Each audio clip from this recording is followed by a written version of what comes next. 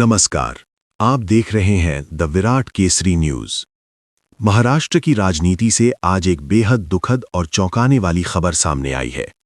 महाराष्ट्र के उप मुख्यमंत्री अजीत पवार का बुधवार सुबह एक विमान हादसे में निधन हो गया। ये हादसा आज सुबह करीब 8:50 पर महाराष्ट्र के बारामती में हुआ, जब एक चार्टर्ड प्लेन लैंडिंग के दौरान रनवे के बेहद पास क्रैश हो गया। इस दर्दनाक हादसे में अजीत पवार के साथ साथ विमान में सवार दोनों पायलटों समेत कुल 6 लोगों की मौत हो गई है।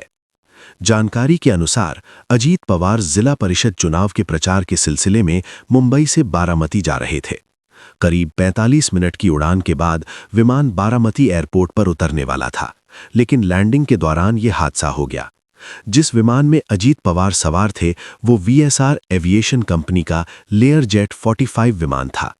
इस विमान में अजीत पवार के अलावा एक पीएसओ, एक अटेंडेंट और 2 क्रू मेंबर सवार थे।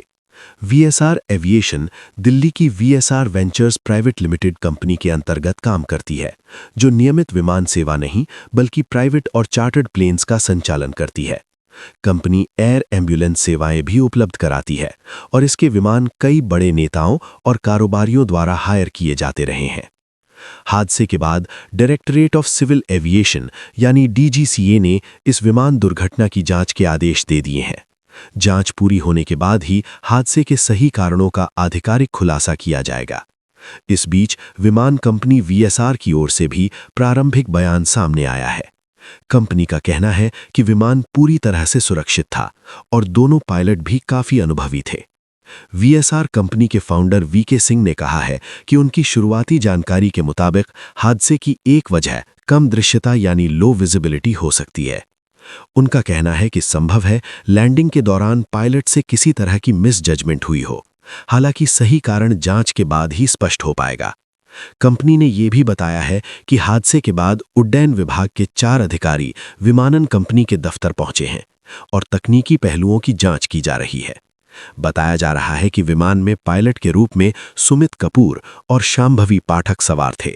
दोनों ही पायलटों को अनुभवी और प्रशिक्षित बताया जा रहा है। अजीत पवार का इस तरह अचानक निधन महाराष्ट्र की राजनीति के लिए एक बड़ा झटका माना जा रहा है। उनके समर्थकों और पार्टी कार्यकर्ताओं में शोक की लहर है। वहीं राजनीतिक जगत से लगातार शोक संदेश सामने आ रहे हैं। फिलहाल डीजीसीए और संबंधित एजेंसियों की जांच जारी है और आने वाले समय में हादसे से जुड़ी और जानकारी सामने आने की संभावना है। इस दुखद घटना से जुड़ा हर अपडेट हम आप तक पहुंचाते रहेंगे। द विराट केसरी न्यूज के लिए अंकित कीवे की रिपोर्ट। नमस्कार।